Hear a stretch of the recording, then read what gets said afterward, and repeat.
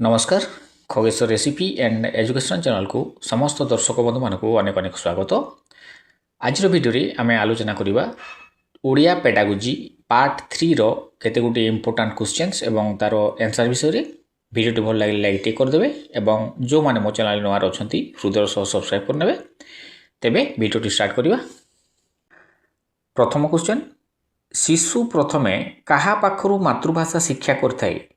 Option Gudi अच्छी बापा, माउसी, माँ, सांग। साधारण कथा आंसर टी हो ऑप्शन सी माँ। तापरे क्वेश्चन 2, भाषा स्पष्ट भाव उच्चारण करने कहार भूमिका अधिक गुरुत्वपूर्ण?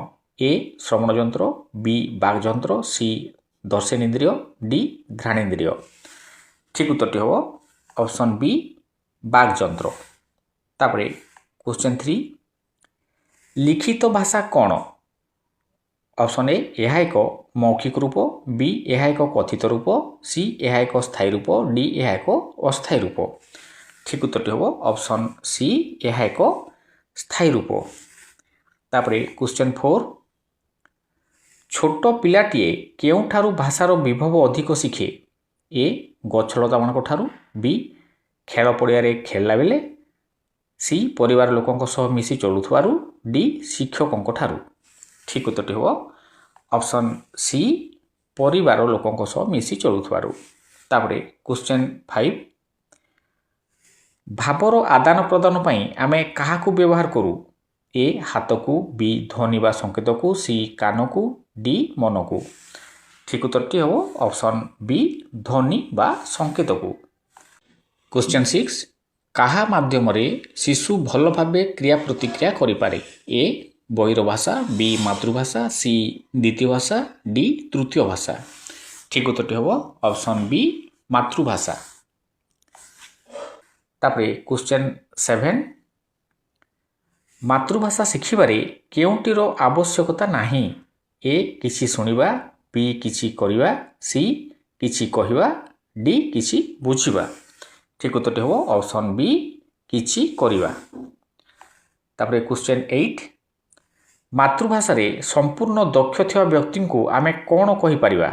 ए मूर्ख, बी ज्ञानी, सी मानी, डी गुणी। ठीक उत्तर हो ऑप्शन बी ज्ञानी। तापरे क्वेश्चन 9, भाषा काहाकू प्रकाश करथाय? ए अर्थ, बी भाव, सी शब्द, डी अक्षर। ठीक उत्तर हो ऑप्शन बी भाव। तापरे क्वेश्चन 10, मातृभाषा को शिक्षार माध्यम भाव ग्रहण कले पिलार कौन लाभ हुए? ए भाषा रे दक्षता कमी जाए, बी केवल मनर भाव को प्रकाश करथाय, सी मातृभाषा रे दक्षता बढ़िबा सह अन्य विषय रे मध्य दक्षता बढ़ी थाए, डी रोजगारक्षम होइथाय। एठी राइट आंसर टी हो ऑप्शन सी मातृभाषा रे दक्षता बढ़िबा सह अन्य विषय रे मध्य दक्षता बढ़ी थाए।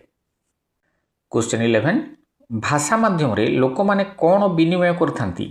ए परस्पर भावधारा, बी मुख निश्चित वाणी, सी परस्पर काम करिवार तरीका, डी केतेक अंतरंग मुहूर्त। ठीक उत्तर हो ऑप्शन ए परस्पर भावधारा। तापरे क्वेश्चन 12, मातृभूमि मातृभाषा रे ममता जा हृदय जन्मी नाही ताकू जदि ज्ञानी गण रे गणिबा अज्ञान रहिबे काहे? एक कथा किए कहिथिले? Option A Radhanath Ray, B Nandakishore Bal, C फकीर मोहन सेनापति, डी गंगाधर मेहेर। ठीक उत्तर हो ऑप्शन डी गंगाधर मेहेर। क्वेश्चन 13, किए मातृभाषा को आमर क्रिएटिव पावर बोली कहिसंती? ए सॉक्रेटिस, बी राइबर्न, सी प्लाटो, डी जॉन डुई। सठिक उत्तर हो ऑप्शन बी राइबर्न। तापरे क्वेश्चन 14, प्राथमिक विद्यालय रे भाषा उपरे क्यों शिक्षा आरंभ हुए? एक अणुआनुष्ठानिक शिक्षा, बी धंदामूलक शिक्षा, सी अनुष्ठानिक शिक्षा, सी साक्षर भित्तिक शिक्षा। एठी ठीक उत्तर हो ऑप्शन सी आनुष्ठानिक शिक्षा। तापरे क्वेश्चन 15, उच्च प्राथमिक स्तर रे भाषार केउं दिग उपरे बेसी गुरुत्व दिया जाय थाए? ए श्रवण, बी कथन, सी पठन, डी पठन और लिखन। ঠিক উত্তরটি হব অপশন ডি পঠন ও লিখন।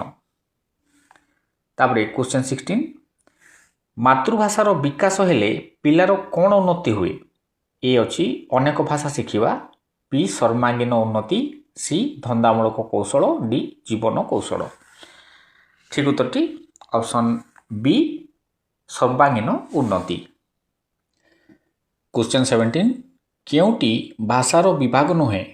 এ গদ্য, বি পদ্য, সি রচনা ও পত্র লিখন, ডি গণিত কষা। এটি ঠিক উত্তরটি হব গণিত কষা। অপশন ডি এর ঠিক উত্তর হব। কোশ্চেন 18 মাতৃভাষা কাহার সম্পর্কକୁ দৃঢ়ীভূত କରିଥାଏ? এ শ্রোতা ও শ্রোতা ମଧ୍ୟରେ ଥିବା সম্পর্ক, বি বক্তা ও শ্রোতা ମଧ୍ୟରେ ଥିବା সম্পর্ক, সি ସାଙ୍ଗ ସାଙ୍ଗ ମଧ୍ୟରେ ଥିବା ସମ୍ପର୍କ, ଡି ମନ ଓ ବିବେକ ମଧ୍ୟରେ ଥିବା ସମ୍ପର୍କ। ଠିକ ଉତ୍ତରଟି ହେବ ଅପସନ୍ ବି ବକ୍ତା ଓ ଶ୍ରୋତା ମଧ୍ୟରେ ଥିବା ସମ୍ପର୍କ। ତାପରେ କ୍ୱେଶ୍ଚନ୍ 19 ପିଲାମାନଙ୍କ ଭିତରୁ ଜନ୍ମରୁ ଅନ୍ତର୍ନିହିତ ଭାବେ କ'ଣ ଥାଏ? ଏ ଗାଣିତିକ ଜ୍ଞାନ, ବି ଜ୍ୟାମିତିକ ଜ୍ଞାନ, ସି ଭାଷା ଜ୍ଞାନ, ଡି ପରିବେଶ ସମ୍ପର୍କିତ ଜ୍ଞାନ। ଠିକ ଉତ୍ତରଟି ହେବ ଅପସନ୍ ସି ଭାଷା ଜ୍ଞାନ। ତାପରେ क्वेश्चन 20 ପିଲାମାନେ ବିଦ୍ୟାଳୟକୁ ଆସିବା ଆଗରୁ ଭାଷାର କେଉଁ ଦକ୍ଷତା ଉପରେ ଦକ୍ଷତା ଥାଏ? ଅପସନ୍ ଏ ପଠନ ଓ ଲିଖନ, ବି ଲିଖନ ଓ ଶ୍ରବଣ, ସି ଶ୍ରବଣ ଓ କଥନ, ଡି କଥନ ଓ ଲିଖନ। ଠିକ ଉତ୍ତରଟି ହେବ ଅପସନ୍ ସି ଶ୍ରବଣ ଓ କଥନ।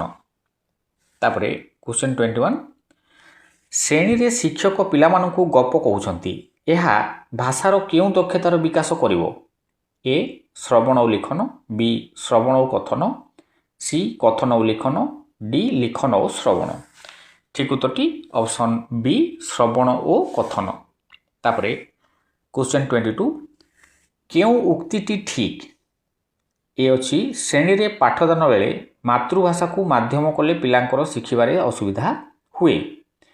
ବି ଶ୍ରେଣୀରେ ମାତୃଭାଷା ମାଧ୍ୟମରେ ପାଠଦାନ ଶିକ୍ଷକଙ୍କ ପାଇଁ ଅସୁବିଧା।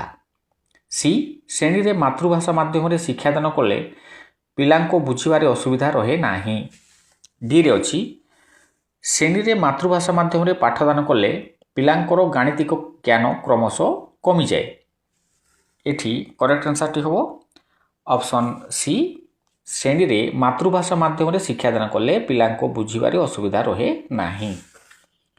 क्वेश्चन 23 NCF ବା ନ୍ୟାସନାଲ କାରିକୁଲମ ଫ୍ରେମୱାର୍କ 05 କ'ଣ?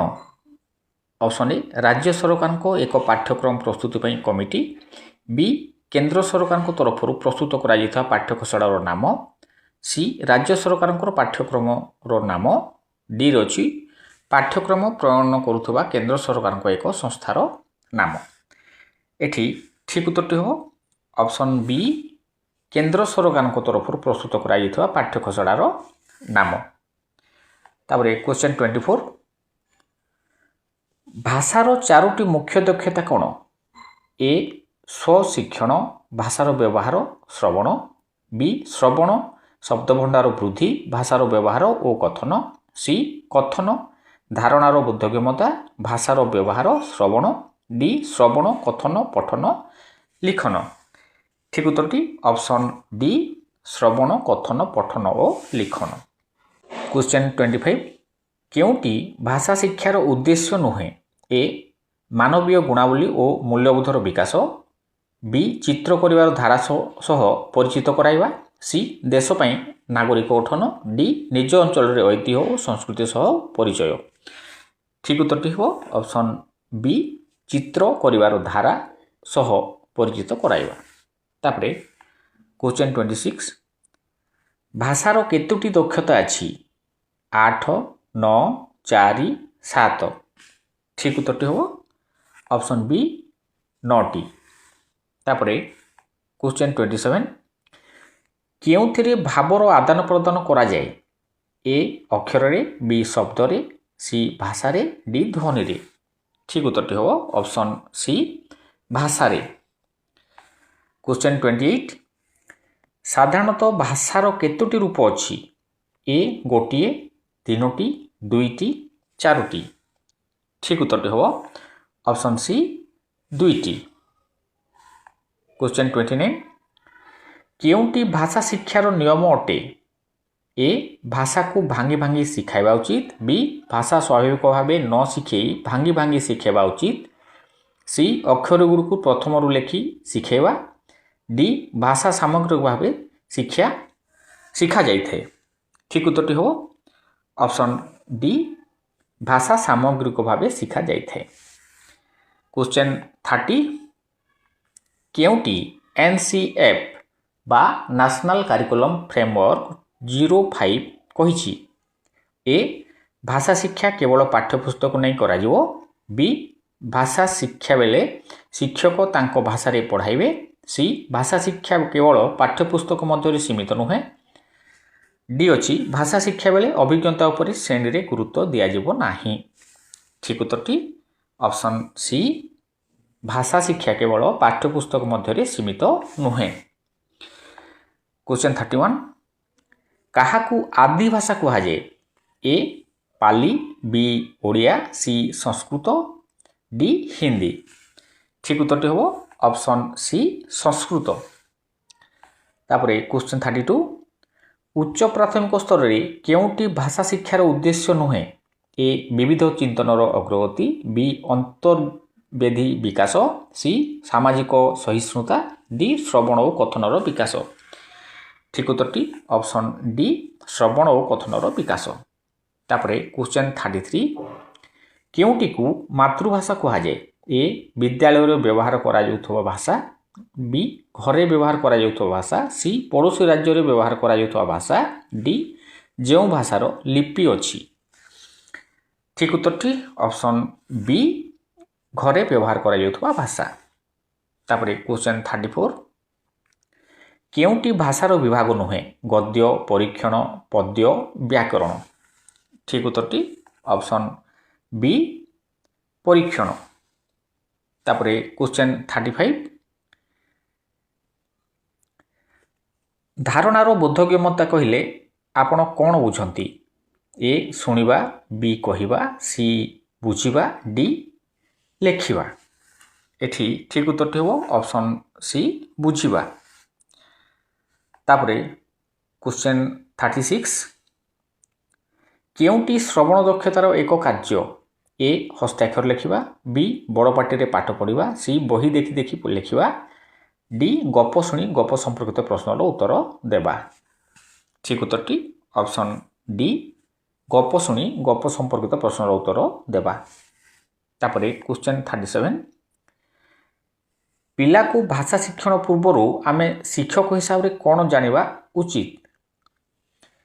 ଅପସନ୍ ଏ କେତୋଟି ଭାଷା କହୁଛି, ବି କେତୋଟି ଭାଷା ସେ ଜାଣିବ, ସି କେଉଁ ମାଧ୍ୟମରେ ଭାଷା ଶିଖିଛି, ଡି ବ୍ୟାକରଣର ସମସ୍ତ ନିୟମ ନେଇ ଠିକ୍ ଭାବେ ଲେଖୁଛି କି ନାହିଁ। ଠିକ୍ ଉତ୍ତରଟି ହେବ ଅପସନ୍ ଏ କେତୋଟି ଭାଷା କହୁଛି। କ୍ୱେଶ୍ଚନ୍ 38 କେଉଁ ଶବ୍ଦଟି ଶୂନ୍ୟ ସ୍ଥାନରେ ପୂରଣ କରାଯାଇପାରିବ? ଭାଷା ଶିକ୍ଷଣ ଡ୍ୟାସ୍ ପରିସ୍ଥିତିରେ ହେବା ଉଚିତ। ଏ ଘୋଷାତ୍ମକ, ବି ଆନନ୍ଦପୂର୍ଣ୍ଣ, ସି ତୁଳନାତ୍ମକ, ଡି ଦ୍ୱନ୍ଦାତ୍ମକ। ଠିକ୍ ଉତ୍ତରଟି ଅପସନ୍ ବି ଆନନ୍ଦପୂର୍ଣ୍ଣ। ତାପରେ କ୍ୱେଶ୍ଚନ୍ 39 କାହା ଉପରେ ଗୁରୁତ୍ୱ ଦେଲେ ଭାଷା ଶିକ୍ଷଣ ସ୍ୱାଭାବିକ ହୋଇଥାଏ? ଏ ଦୁର୍ବଳତା ଉପରେ, ସି ଶବ୍ଦ କାଠିନ୍ୟ ଦୂରୀକରଣ ଉପରେ, ସି ସବଳତା ଉପରେ, ତାପରେ ଡିରେ ଅଛି ଖାଲି ବ୍ୟାକରଣ ଶିଖିବା ଉପରେ। ଏଠି କରେକ୍ଟ ଆନ୍ସରଟି ହେବ ଅପସନ୍ ବି ଶବ୍ଦ କାଠିନ୍ୟ ଦୂରୀକରଣ ଉପରେ। ତାପରେ କ୍ୱେଶ୍ଚନ୍ 40 କେଉଁଟି ଉଚ୍ଚ ପ୍ରାଥମିକ ସ୍ତରର ପିଲାଙ୍କ ପାଇଁ କଥନ ଦକ୍ଷତା ବିକାଶ ପାଇଁ କାର୍ଯ୍ୟ? ଏ ବହି ଦେଖି ଲେଖିବା, ବି ଶିକ୍ଷକ ଡାକୁଥିବା କଥାକୁ ଶୁଣି ଲେଖିବା, ସି କହିଲା ବେଳେ ଅନର୍ଗଳ ଭାବେ ପୂର୍ବାପର ସଂହତି ରକ୍ଷା କରି କହିବା, ଡି ବହିକୁ ବଡ଼ ପାଟିରେ ପଢ଼ିବା। ଠିକ୍ ଉତ୍ତରଟି ହେବ ଅପସନ୍ ସି କହିଲା ବେଳେ ଅନର୍ଗଳ ଭାବେ ପୂର୍ବାପର ସଂହତି ରକ୍ଷା କରି କହିବା। ତାପରେ କ୍ୱେଶ୍ଚନ୍ 41 ପଠନ ପିଲାଙ୍କ ପାଇଁ କାହିଁକି ଆବଶ୍ୟକ? ଏ ଜ୍ଞାନ ବୃଦ୍ଧି ପାଇଁ, ବି ସୃଜନାତ୍ମକ ଲିଖନ ପାଇଁ, ସି ମନ ଖୋଲା କଥା ହେବା ପାଇଁ, ଡି ମନ ଦେଇ ଗପ ଶୁଣିବା ପାଇଁ। ଠିକ୍ ଉତ୍ତରଟି ହେବ ଅପସନ୍ ଏ ଜ୍ଞାନ ବୃଦ୍ଧି ପାଇଁ। କ୍ୱେଶ୍ଚନ୍ 42 ସ୍ୱଶିକ୍ଷଣ ପିଲାଙ୍କର କ'ଣ ବିକାଶ କରିଥାଏ? ଏ ଦୁର୍ବଳ ହୋଇଥାନ୍ତି, ବି ଆତ୍ମନିର୍ଭରଶୀଳ ହୋଇଥାନ୍ତି, ସି ପର ଉପରେ ନିର୍ଭରଶୀଳ ହୋଇଥାନ୍ତି, ଡି ଭାଷା ଜ୍ଞାନ ଧୀରେ ଧୀରେ କମିଯାଏ। ଠିକ୍ ଉତ୍ତରଟି ହେବ ଅପସନ୍ ବି ଆତ୍ମନିର୍ଭରଶୀଳ ହୋଇଥାନ୍ତି। କ୍ୱେଶ୍ଚନ୍ 43 ଶୂନ୍ୟସ୍ଥାନ ପୂରଣ ପାଇଁ କେଉଁ ଶବ୍ଦଟି ଆବଶ୍ୟକ? ଭାଷା ସମ୍ପର୍କିତ ପ୍ରମୁଖ କୌଶଳଗୁଡ଼ିକ ଡ୍ୟାସ୍ ଭାବେ ଆବଦ୍ଧ ହୋଇଥାନ୍ତି। ଏଠି ଠିକ୍ ଉତ୍ତରଟି ହେବ ଅପସନ୍ ସି ଶୃଙ୍ଖଳିତ ଭାବରେ ଆବଦ୍ଧ ହୋଇଥାନ୍ତି। ଆଜିର ଭିଡ଼ିଓରେ ଏତିକି। ଦେଖା ହେବ ନେକ୍ସଟ ଭିଡ଼ିଓରେ ଆସନ୍ତାକାଲି ସନ୍ଧ୍ୟା 6ଟା ବେଳେ। ନମସ୍କାର।